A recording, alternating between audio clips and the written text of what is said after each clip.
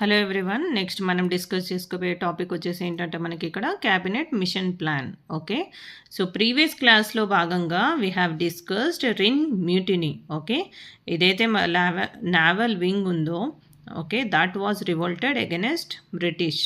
Okay, so ఎప్పుడైతే మన loyal Indian army which was working under the control of British, okay, so against their ఓనర్స్కి రాయల్గా ఉన్న మన ఇండియన్ ఆర్మీయే సో వాళ్ళ ఓనర్స్కి ఎగెనెస్ట్గా ఎప్పుడైతే ఫైట్ చేసిందో అదే బ్రిటిష్ వాళ్ళతోటి, దెన్ బ్రిటిష్ వాళ్ళు వాళ్ళ మీద నమ్మకం కోల్పోవడం జరుగుతుందన్నమాట. ఓకే, దాంట్లో భాగంగానే వరల్డ్ వార్ 2లో భాగంగా ఎప్పుడైతే చాలా ఈ బ్రిటిషర్స్ ఎవరైతే ఉన్నారో okay, they faced many economic crisis అనమాట. ఓకే, సో వార్లో భాగంగా చాలా ఎకనామిక్ వీక్నెస్ అనేది క్రియేట్ అవుతుందన్నమాట.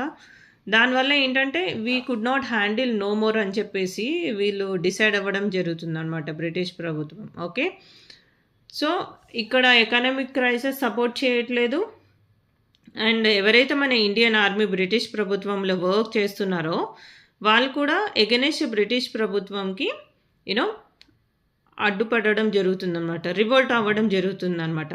ఇంకా వాళ్ళు చేసేది ఏం లేక సో మనం ఏంటంటే ఇట్ ఈస్ ఇండిపెండెన్స్ డిక్లేర్ చేయడమే తప్ప మనకు వేరే దారేం లేదని చెప్పేసి సో అప్పుడున్న బ్రిటిష్ ప్రైమ్ మినిస్టర్ ఎవరైతే ఉన్నారో climate Atlee, okay, so he decided to appoint cabinet machine. Okay, so ఏదైతే రిన్ మ్యూటినీ మనం 18th February 1946 అని చెప్పాము కదా, సో ఆన్ నెక్స్ట్ డే అనమాట, రిన్ మ్యూటినీ జరిగిన నెక్స్ట్ డేనే క్యాబినెట్ మిషన్ని అపాయింట్ చేయడం జరుగుతుంది. Okay, so under the leadership of sir pathetic Lawrence అనమాట. ఓకే, సర్ ప్యాథటిక్ లారెన్స్ ఎవరైతే ఉన్నారో he was chairman of cabinet mission plan. Okay, so బేసిక్గా దీంట్లో 2 members ఉన్నారు. వాళ్ళు వచ్చేసి మనకి ఇక్కడ స్టాఫర్డ్ క్రిప్స్, ఏవి అలెగ్జాండర్. ఓకే, సో ఈ క్యాబినెట్ మిషన్ ఏదైతే ఉందో it was a 3-member machine plan అనమాట. ఓకే, సో దీంట్లో చైర్మన్ చూసుకుంటే మనకి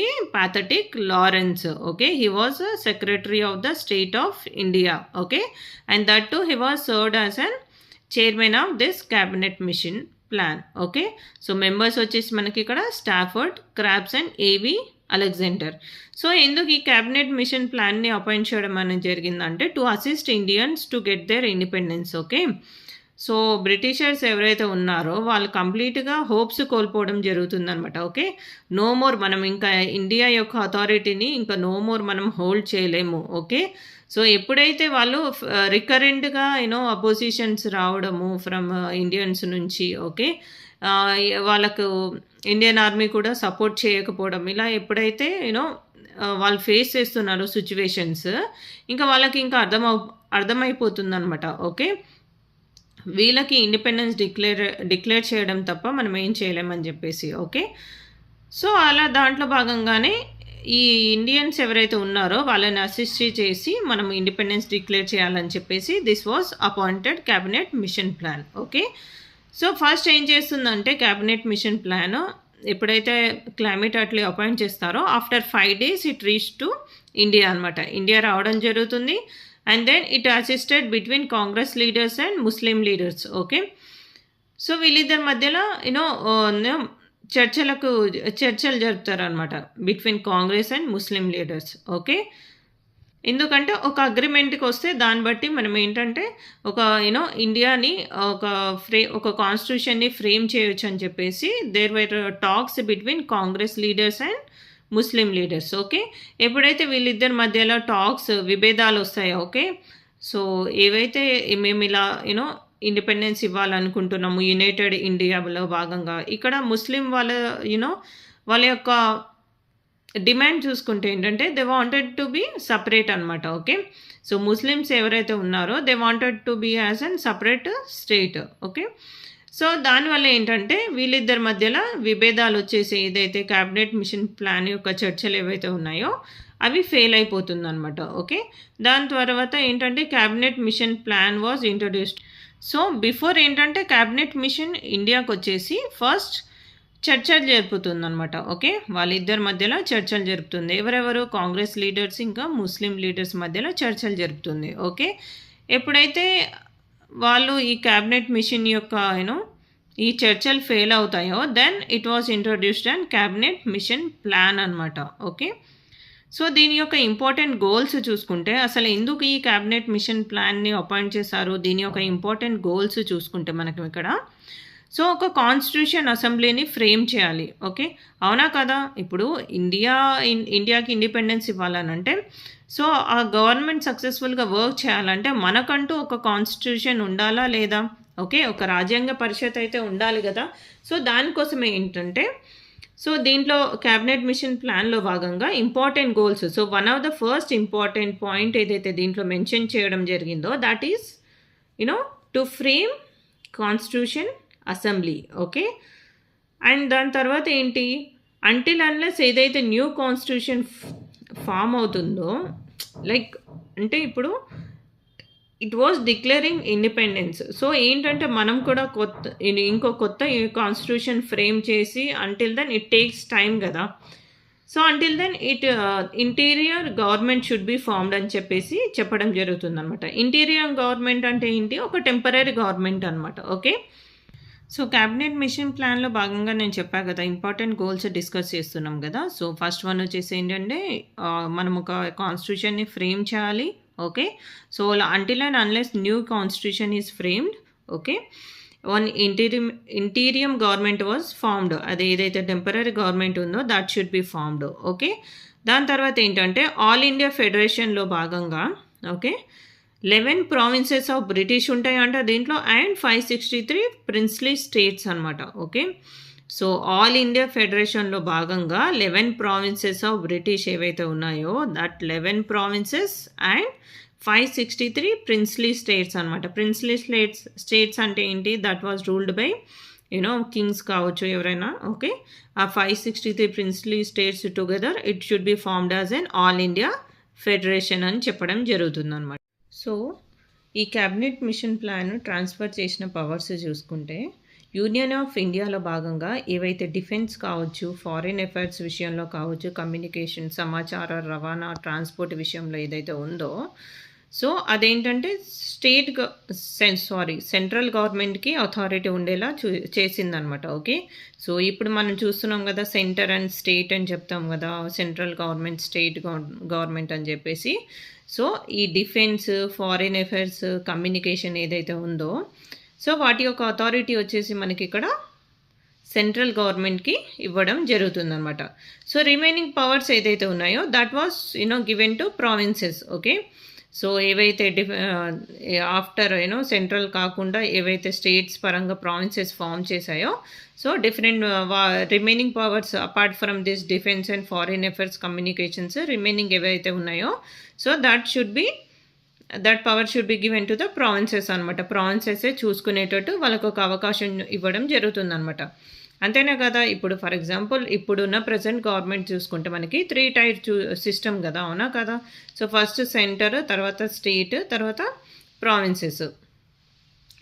సో ఇక్కడ కూడా అలాగే అనమాట. ఫస్ట్ కొన్ని వచ్చేసి మనకి ఏంటంటే సెంట్రల్ గవర్నమెంట్ అథారిటీకి ఇవ్వడం జరిగింది. రిమైనింగ్ ఏవైతే ఉన్నాయో that should be hand over to provinces. Okay, ఏవైతే ఈ ఫార్మేషన్ ఆఫ్ ఇండియాలో భాగంగా ఏవైతే ప్రావిన్సెస్ ఫామ్ చేశారో సో వాటికి కొన్ని అథారిటీస్ ఇవ్వడం జరిగిందనమాట. ఓకే, ఆ ప్రావిన్సెస్ ఏ విధంగా గ్రూపింగ్ చేశారనంటే group A, group B, group C కింద వాళ్ళు కేటగరైజ్ చేయడం జరుగుతుందన్నమాట. గ్రూప్ ఏలో ఎవరైతే హిందూ మెజారిటీ పీపుల్ ఎవరైతే ఉన్నారో లైక్ ప్లేసెస్ చూసుకుంటే మనకి ఇక్కడ హిందూ మెజారిటీ ప్లేసెస్ చూసుకుంటే Madras, Bombay, Bihar, United province, Orissa. Okay, ఇట్లాంటి ప్లేసెస్లో ఎక్కడైతే హిందూ మెజారిటీ ఉందో that was group as and group A provinces కింద వస్తుందన్నమాట. అదే గ్రూప్ బిలో ఏంటంటే ముస్లిం మెజారిటీ ఉన్నారనమాట ఇక్కడ. ఓకే, సో గ్రూప్ బిలో చూసుకుంటే ముస్లిం మెజారిటీ ఉన్న ప్రావిన్సెస్ని that was categorized into group B.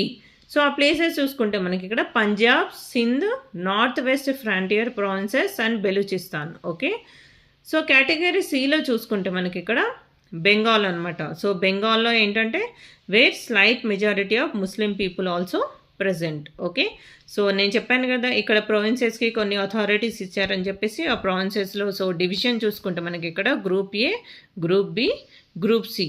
Okay, ఇక్కడ మనం గ్రూప్ బిలో చూసుకుంటే మనకి ఇక్కడ పంజాబ్ ఇవ్వడం జరిగింది, అండ్ గ్రూప్ సిలో తీసుకుంటే మనకి బెంగాల్, అంటే Punjab and Bengal were categorised into different groups.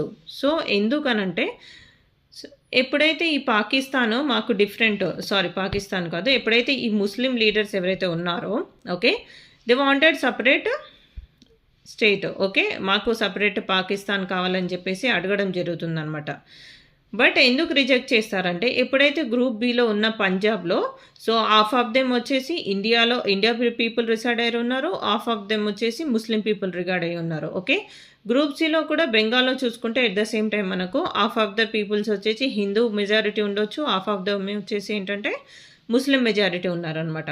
So ఇలా పాకిస్తాన్ ఫామ్ చేయాలనంటే ఏవైతే ఈ 2 ప్లేసెస్ పంజాబ్ ఇంకా బెంగాల్ ఉన్నాయో వాటిలో కూడా డివిజన్స్ క్రియేట్ చేయాలి అని చెప్పేసి, ఏదైతే మళ్ళీ ఇట్ విల్ హెల్ప్ టు ఫర్దర్గా వైలెన్స్ క్రియేట్ చేస్తాయి అని చెప్పేసి ఏంటంటే క్యాబినెట్ మిషన్ ప్లాన్లో భాగంగా ఏదైతే ఫార్మేషన్ ఆఫ్ పాకిస్తాన్ ఏదైతే ఉందో దాన్ని రిజెక్ట్ చేయడం జరుగుతుందన్నమాట. Okay, and it decided to stay as an union of India. Okay, ఎప్పుడైతే ఈ cabinet mission plan partition of పాకిస్తాన్ని రిజెక్ట్ చేస్తుందో, ఆన్ 16th August 1946లో okay, direct action day was observed అనమాట. Okay, so by Mohammad Ali Jinnah.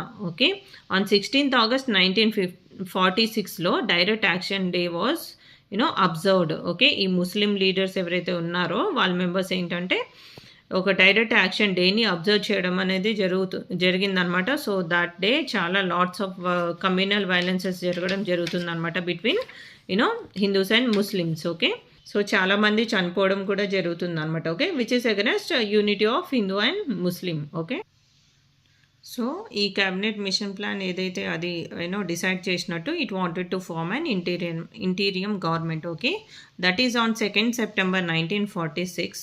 Okay, ఆ రోజే ఏంటంటే ఒక ఇంటీరియం గవర్నమెంట్ని ఫామ్ చేస్తుందన్నమాట. ఓకే, దీంట్లో భాగంగా ఏంటంటే out of 14 ministerial positions 5 ministerial positions were given to Muslims. So first Muslim members ఏవైతే ఉన్నారో ముస్లిం లీగ్ మెంబర్స్ ఫస్ట్ రిజెక్ట్ చేసినా కానీ ఫైనల్గా ఇది యాక్సెప్ట్ చేయడం అనేది జరుగుతుందన్నమాట. సో దాంట్లో భాగంగా ఎప్పుడైతే ఇంటీరియం గవర్నమెంట్ ఏదైతే ఫామ్ అయిందో అప్పుడు అవుట్ ఆఫ్ 14 మినిస్ట్రియల్ పొజిషన్స్లో 5 ministerial positions were given to the Muslim. Okay, so ఈ ఇంటీరియం గవర్నమెంట్లో భాగంగా మనము మన ఇండియా మినిస్టర్స్, కాంగ్రెస్ మినిస్టర్స్ యొక్క పోర్ట్ఫోలియోస్ చూసుకుంటే Jawaharlal Nehru was appointed as an vice president of the executive council. Okay, and Sardar Vallabhbhai Patel వచ్చేసి ఏంటంటే మనకి home minister, information and broadcasting. Just ఒక వ్యూ ఉంటే సరిపోతుంది అనమాట. అండ్ బాబు రాజేంద్ర ప్రసాద్ వచ్చేసి మనకి ఫుడ్ అండ్ అగ్రికల్చర్. ఓకే, అలాగా. సో ఏవైతే కొన్ని ఇంపార్టెంట్ ఉన్నాయి చూసుకోండి. అండ్ ముస్లిం లీగ్ నుంచి కూడా 5 మినిస్ట్రియల్ పోర్ట్ఫోలియోస్ ఇవ్వడం జరుగుతుందన్నమాట. Okay, Liaquat Ali of Muslim league ఎవరైతే ఉన్నారో అతనికి ఫైనాన్స్ మినిస్ట్రియల్ అపాయింట్ చేయడం జరుగుతుందన్నమాట. ఓకే, సో అలాగా. సో క్యాబినెట్ మిషన్ ప్లాన్ ఏదైతే ఉందో, సో ఫస్ట్ ఇది రిజెక్ట్ చేయబడ్డా కూడా ఫైనల్గా తర్వాత మనం ఫ్రేమ్ చేసిన కాన్స్టిట్యూషన్కి ఇట్ వాస్ ద బేస్ అని చెప్పొచ్చు అనమాట. Okay, so cabinet mission plan ఎందుకు అపాయింట్ చేయడం జరిగిందనంటే ఏదైతే World War IIలో భాగంగా ఎప్పుడైతే మన బ్రిటిష్ ప్రభుత్వం సివియర్ ఎకనామిక్ క్రైసిస్ ఫేస్ చేసిందో, ఓకే, సో ఏంటంటే వాళ్ళకి ఏంటంటే ఇంకా మేము హ్యాండిల్ చేయలేము ఈ సిచ్యువేషన్, ఇంకా నో మోర్ మేము ఇండియాలో ఉంటూ ఇదంతా అడ్మినిస్ట్రేషన్ చేయలేమని చెప్పేసి ఎప్పుడైతే ప్రజలు ఎప్పుడైతే తిరుగుబాటు చేయడం స్టార్ట్ చేశారో, అదే కాకుండా రిన్ మ్యూటినీలో భాగంగా ఎవరైతే లాయల్ బ్రిటిష్ ఇండియన్ ఆర్మీ ఎవరైతే ఉన్నారో, so they revolted against the British. Okay, ఎప్పుడైతే వాళ్ళ లాయల్ బ్రిటిష్ ఇండియన్ ఆర్మీ వాళ్ళ వైపే రివాల్ట్ చేయడం స్టార్ట్ చేశారో దెన్ దే లాస్ట్ హోప్స్ అనమాట. ఓకే, అంతేకాకుండా 1945లో ఎప్పుడైతే World War II ఎండ్ అయిపోయిన తర్వాత 1945లో లేబర్ పార్టీ ఫామ్ అవ్వడం జరుగుతుందన్నమాట. ఓకే, దాంట్లో భాగంగానే మనకి లేబర్ పార్టీ నుంచి బ్రిటిష్ ప్రైమ్ మినిస్టర్ ఎవరైతే క్లైమేట్ అట్లీ ఉన్నారో, సో హీ డిసైడెడ్ దట్ మనము ఒక పీస్ఫుల్ ఇండిపెండెన్స్ వాళ్ళకి డిక్లేర్ చేయాలి అని చెప్పేసి తను డిసైడ్ అవ్వడం జరుగుతుందన్నమాట. Okay. As a result he appointed cabinet mission anamata. Okay, so that it came to India. First it was ఇద్దరు Congress leaders and Muslim leaders మధ్యలో చర్చ జరపడం జరుగుతుందన్నమాట. Later cabinet mission plan was introduced with cabinet of 3 members. Okay, so ఆ 3 members గురించి కూడా చూసుకున్నాం కదా, దాంట్లో యొక్క గోల్స్ ఏంటి. And after that, at last on 2nd September 1946, interim government was formed and Jawaharlal Nehru became as a vice president of executive council. Okay, this is regarding cabinet mission plan which was happened in 1946 as a first step towards framing of our own constitution అని కూడా చెప్పొచ్చు అనమాట. Okay, so if you like the video, please like and subscribe. Thank you.